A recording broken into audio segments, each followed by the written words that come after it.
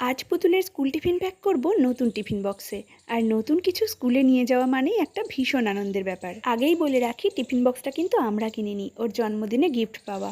তো ভাবলাম নতুন টিফিন বক্সে যখন স্কুলে নিয়ে যাবে তাহলে হেলদিভাবে নতুন কিছু টিফিনও বানিয়ে দেওয়া যাক। আটা, ময়দা ও ডিম ছাড়াই খুব কম সময়ের মধ্যে বানিয়ে ফেললাম চকলেট প্যানকেক।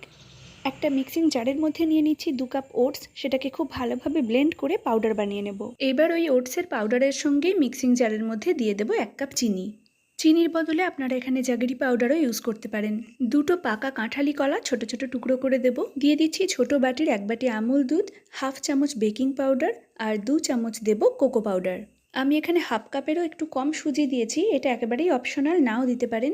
আর দিয়েছি 1 চামচ মতন বাটারটা গলিয়ে দিলে আরও ভালো হতো, কিন্তু আমি মিক্সিং জারের মধ্যে দিয়েছি বলে আর গলিয়ে নিইনি। হাফ কাপের মতন জল দিয়ে সবকিছু আর একবার ভালোভাবে ব্লেন্ড করে নিলেই ব্যাটারটা রেডি হয়ে যাবে। 4-5টা কাজু বাদাম ভালোভাবে কুচিয়ে নিয়েছিলাম, সেগুলোকে এর সাথে মিশিয়ে দেবো। এবার ফ্রাইং প্যানে সামান্য একটু বাটার ব্রাশ করে নিয়ে 1 হাতা করে ব্যাটার দিয়ে ঢাকা দিয়ে মিনিট খানেকের মতন কুক করে নেব। খুবই তাড়াতাড়ি তৈরি হয়ে যায় এই প্যানকেকগুলো, আর একদম নরম আর স্পঞ্জি হবে। আমি উল্টে দিয়ে অপর পিঠটাও একটু সেঁকে নেব।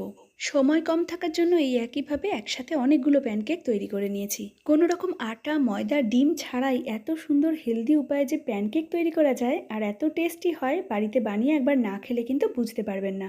দেখুন এটা কত সুন্দর নরম হয়েছে, আর এটা বেশ অনেকক্ষণ সময় নরমই থাকবে। পুতুলের স্কুল টিফিনে আজকে দিয়ে দিয়েছিলাম 6টা প্যানকেক, আর একটা আপেলকে 4টে টুকরো করে কেটে নিয়ে নুন জলে ভিজিয়ে রেখেছিলাম বেশ খানিকক্ষণ, যাতে কালো না হয়ে যায়, সেটাই দিয়ে দিলাম। এমনিতেই নতুন টিফিন বক্স নিয়ে যাচ্ছে বলে সে তো আজ বেজায় খুশি, তার সাথে পছন্দের প্যানকেক তো আছেই।